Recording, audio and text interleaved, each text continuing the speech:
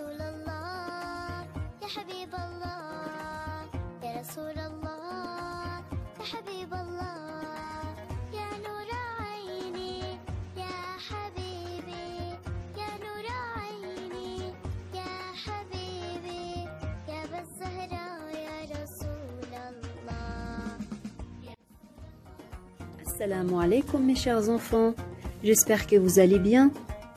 Nous avons vu dans l'épisode précédent comment la mosquée du prophète a été construite et comment des chambres d'hôtes ont été construites près de la mosquée pour que le prophète y réside ainsi que les membres de sa famille. Tous sont émigrés vers Médine à l'exception de sa fille Zainab, que Dieu soit satisfait d'elle, qui est restée à la Mecque pour être aux côtés de son mari. Une fois sa construction terminée, la mosquée du prophète est devenue le centre-ville entouré des maisons des Al-Ansar de la tribu de Bani al-Najjar. Les nouveaux venus vivaient dans des maisons à proximité de la mosquée qu'ils ont construites sur des terres offertes par les Ansar. Les Juifs vivaient également à Médine à côté des Ansar et les maisons de certains d'entre eux, comme la tribu juive de Bani al-Qaynuqa, se trouvaient très proches de leurs voisins. Quant aux autres tribus juives, Banu al-Nadir et Banu Qurayza, elles vivaient dans des forteresses édifiées près de Médine sur des terres fertiles où ils cultivaient les fruits et les légumes.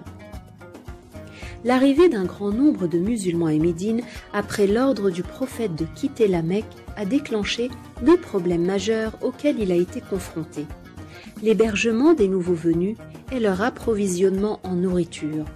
Les immigrés n'avaient pas les moyens de s'héberger ni de s'acheter de la nourriture. Malgré la générosité et l'hospitalité des Ansar, il a fallu tout de même rechercher une solution rapide pour ne pas déranger les Ansar et préserver la dignité des immigrés. Le prophète, que la paix soit sur lui, ne voulait pas que la présence des Muhajirines soit un fardeau et ne voulait pas non plus que les Muhajirines ressentent de la gêne. Ce problème a été accentué par le fait que la plupart des immigrés sont tombés malades et ont été touchés par la fièvre de Médine. De ce fait, ils ont eu besoin de beaucoup de soins et d'attention. Alors, notre bien-aimé, que la prière et la paix de Dieu soient sur lui, a fait un pacte de fraternité entre les Muhajirines et les Ansar. Chacun des Muhajirines avait un frère parmi les Ansar qui le soutenait, le réconfortait et l'aidait économiquement et psychologiquement.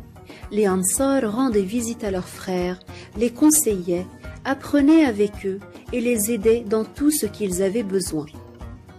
Les Ansar ont tenu ce pacte et l'ont respecté au plus haut degré. Et même plus encore, ils ont suggéré à notre bien-aimé, que les prières et la paix de Dieu soient sur lui, de partager leur argent et leurs palmiers avec eux.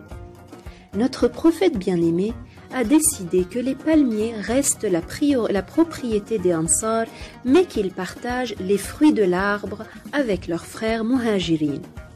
En effet, les immigrés de la Mecque ne savaient pas prendre soin d'un palmier étant donné leur travail de prédilection qu'est le commerce. Cette fraternité n'était pas seulement une solution pour assurer la subsistance des nouveaux immigrants, mais c'était une démolition de tout ce qui existait à l'ère pré-islamique où l'appartenance à une tribu, à une famille ou à un groupe ethnique était très importante et créait des conflits majeurs entre les groupes. Ainsi, le prophète a su remplacer ce sentiment d'appartenance à un groupe ou à un autre par un lien plus étroit basé sur la croyance, la foi et l'amour en Dieu. Après ce pacte de fraternité, les musulmans de Médine, par la grâce de Dieu, sont devenus une communauté soudée et unie, et cette unité, en plus de leur obéissance à Dieu et à son messager, a été l'une des plus grandes raisons de leur victoire sur leur ennemi plus tard. Quels sont les autres problèmes rencontrés par les musulmans dans leur pays d'émigration? Et quelle est la charte de Médine? C'est ce que nous apprendrons ensemble dans le prochain épisode. Alors attendez-nous.